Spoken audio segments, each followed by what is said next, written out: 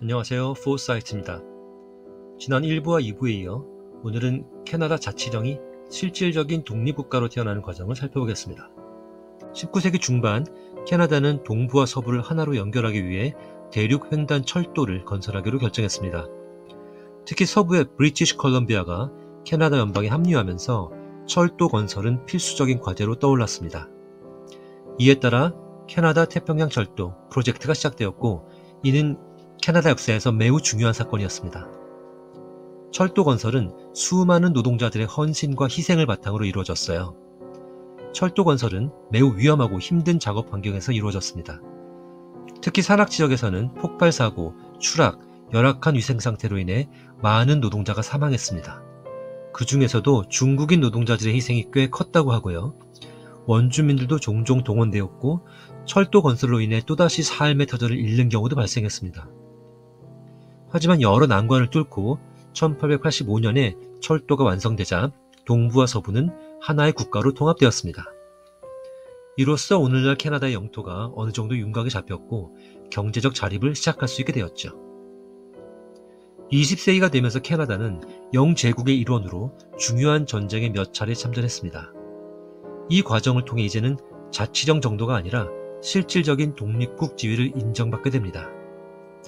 1899년에 시작되어 1902년에 끝난 남아프리카에서의 보호전쟁과 1, 2차 세계대전이 중요한 계기로 작용했고요. 이후에도 한국의 6.25 전쟁과 1990년대 초에 페르시아만 전쟁에도 참전했죠. 보호전쟁에서는 1900년 2월에 파와데버그 드리프트에서 참호를 파고 방어 중인 보호부대를 영국군 주도로 포위한 후 1,000명의 캐나다군이 야간 기습작전을 성공적으로 수행하여 이곳을 점령하고 약 4,000명의 보호인을 포로로 잡는 공을 세웠죠. 이를 계기로 캐나다군의 명성이 드높아졌습니다. 1차 세계대전에서 캐나다군은 영국군과 함께 유럽 전선에서 활약하며 위미 능선, 위미 리지 전투에서 특히 큰 성과를 거두었습니다. 1917년 4월 9일부터 4월 12일까지 프랑스 위미 지역에서 벌어진 이 전투에서 캐나다군은 독일군이 점령하고 있던 위미 능선을 탈환하는 임무를 맡았습니다. 캐나다 군단 커네디언 코어가 독립된 전투부대로서 전면에 나서서 완벽한 공세를 펼친 이 전투는 캐나다 군사 역사에서 중요한 승리로 기록되어 있습니다. 위미 능선은 프랑스 북부의 고지대로 독일군의 방어 거점 역할을 했습니다. 이곳을 점령하면 아주와 평원 전체를 감시할 수 있어 독일군의 위치를 파악하고 통제하는 데 유리했습니다. 이전에도 영국군과 프랑스군이 위미 능선을 탈환하려고 여러 차례 시도했지만 모두 실패했고, 독일군은 이 지역을 견고히 방어하고 있었습니다. 캐나다군은 총사령관 줄리언 빙과 참모장 아서 커리의 지휘 아래 치밀한 준비를 거쳐 위미 능선 공격을 계획했습니다. 독일군 참호와 방어 시설에 대한 정보를 수집하고 독일군의 화력 위치를 철저히 분석했습니다. 모의 훈련을 통해 지형과 진격 경로를 숙지하도록 하여 병사들이 전투 전에 실제 작전 지역에 대해 잘 이해하도록 했습니다. 캐나다군은 대규모 포병 사격을 통해 독일군 방어선을 약화시키는 전략을 사용했습니다. 이들은 1,000문 이상의 포병을 동원해 약 일주일간 독일군 방어선을 집중 포격하여 참호와 요새를 무너뜨렸습니다. 이 포격 준비 사격은 독일군의 사기를 꺾고 방어시설을 약화시키는 데 큰 효과가 있었습니다. 캐나다군은 당시 혁신적이었던 크리핑 바라지 전술을 사용했습니다. 이 전술은 포격이 군인의 진격 속도에 맞춰 전방으로 점차 이동하는 방식으로 보병들이 포격이 남긴 틈을 따라 안전하게 전진할 수 있도록 돕는 전술이었습니다. 이를 통해 캐나다군은 독일군이 반격할 틈을 주지 않고 독일군 참호까지 접근할 수 있었습니다. 캐나다군은 4개의 사단이 연합하여 전방위 공세를 펼쳤습니다. 각 사단은 정해진 지점으로 진격하여 능선 전체를 장악하는 목표를 달성하기 위해 협력했습니다. 캐나다 1사단부터 4사단까지 모두가 동시에 공격을 전개했으며 각각의 사단이 맡은 지역을 빠르게 점령했습니다. 캐나다군은 영국군의 지휘하에 있었지만 이 전투에서는 독립적인 전투 지휘권을 가졌습니다. 병사들은 체계적인 지휘 아래 단합된 공세를 펼쳤고 현장에서 발생하는 문제에 유연하게 대응할 수 있는 구조를 갖추고 있었습니다. 이는 캐나다군의 효율적인 전투 수행에 기여했습니다. 위미 능선 전투는 캐나다군이 독립된 군사 역량을 보여준 상징적인 승리로 기록되었습니다. 전투에서 캐나다군은 3,598명이나 전사하고 7,000명 이상이 부상을 입었지만 브이미 능선을 성공적으로 탈환했습니다. 이는 연합군의 중요한 승리로 평가되었으며 캐나다군은 4일간의 전투 끝에 전장을 완전히 장악했습니다. 브이미 능선 전투는 캐나다군이 하나의 독립된 군사 조직으로서 영국군과 함께 협력하며 독자적인 전투력을 발휘한 첫 사례로 캐나다의 국가적 자부심을 크게 고취했습니다.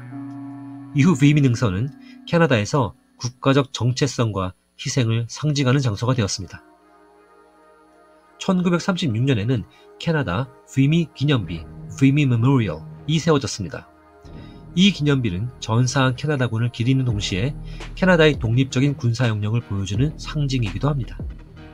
1차 대전을 수습하기 위해 파리 강화회의가 열렸는데 영국이 난색을 표했음에도 불구하고 캐나다, 오스트레일리아, 뉴질랜드, 마마공 등 자치령들은 영국과 별개로 대표단을 파견하여 벨사유 조약에 서명했습니다. 국제 무대에서 식민지가 아니라 개별 국가로서 인정받게 된 계기죠. 이후 평화의 동착을 도모하기 위해 오늘날 국제연합 유나이티드 네이션스의 전신인 국제연맹 리그 오브 네이션스가 설립되는데 여기에도 당당히 독립적인 회원국으로 가입합니다. 이러한 국제적 지위를 영국이 인정해준 게 1931년의 웨스트민스터 법령 Statute of Westminster이고요. 이로써 자치령들은 이제 영연방 British Commonwealth of Nations의 일원으로서 여전히 영국 국왕을 상징적인 국가 수장으로 모시지만 입법 및 외교에서 완전한 독립권을 갖게 되었습니다. 영국 왕이 캐나다도 다스린다는 의미가 아니라 그 왕은 영국 국왕인 동시에 캐나다의 국왕이기도 하고 오스트레일리아 국왕이기도 하고 뭐 그런 식으로 이해하는 게 맞습니다. 즉 몸은 하나지만 마치 홍길동의 분신술처럼 여러 나라의 개별적인 왕인 셈이죠. 그래서 식민지 지위와도 다르고 자치령 시절보다도 훨씬 더 격상된 실질적인 독립국이 된 겁니다. 1939년에 2차 세계대전이 발발하자 캐나다는 다시 한번 영국과 연합국 측에 서서 참전하게 됩니다. 1차 대전과 비교하면 이번엔 영제국의 일원으로서가 아니라 영연방의 일원으로서 참전한 것이기 때문에 더욱 완벽한 수준의 독립국 자격으로 참전한 것이죠. 이번 전쟁에서 캐나다군은 유럽과 아시아 전선에서 활약하며 중요한 역할을 했고 캐나다의 산업도 전쟁 물자 공급에 크게 기여하면서 급격히 성장했습니다. 이번엔 특히 공군에서의 역할이 중요했어요. 1939년 캐나다는 영국, 오스트레일리아, 뉴질랜드와 협력하여 영연방 항공훈련계획 BCATP를 시작했습니다. 캐나다는 지리적으로 안전하고 넓은 영토와 훈련에 적합한 기후를 갖추고 있었기 때문에 대규모 훈련 프로그램을 운영하기에 이상적인 장소였습니다. 이 계획은 캐나다 전역에 훈련시설과 비행장을 설치하고 캐나다와 영연방 각국의 조종사와 승무원들을 훈련시키는 데 중점을 두었습니다. 전쟁이 끝날 때까지 약 13만 명 이상의 항공 인력이 이곳에서 훈련을 받았고 이들은 대부분 영국 공군 RAF로 배치되어 유럽 전선에서 활약했습니다. 캐나다 공군 Royal Canadian Air Force RCAF도 영국 공군 RAF와 협력하여 전투에 참여했습니다. 캐나다는 2차 대전 동안 폭격기, 전투기, 수송기 부대를 유럽으로 파견하여 영국 공군과 함께 작전을 수행했으며 특히 대서양 방공 임무와 독일에 대한 공습에 중요한 역할을 했습니다.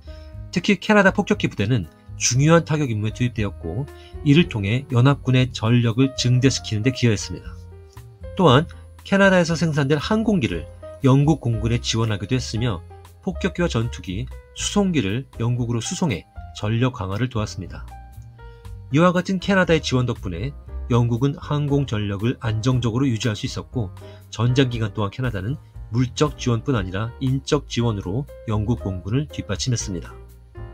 이렇게 두 차례의 전쟁에 참전하면서 오늘날 캐나다는 떳떳하게 독립된 국가로서 국제적으로 높은 위상을 확립하게 되었지만 그 역사는 영제국과 깊이 얽혀있는 것을 살펴봤습니다.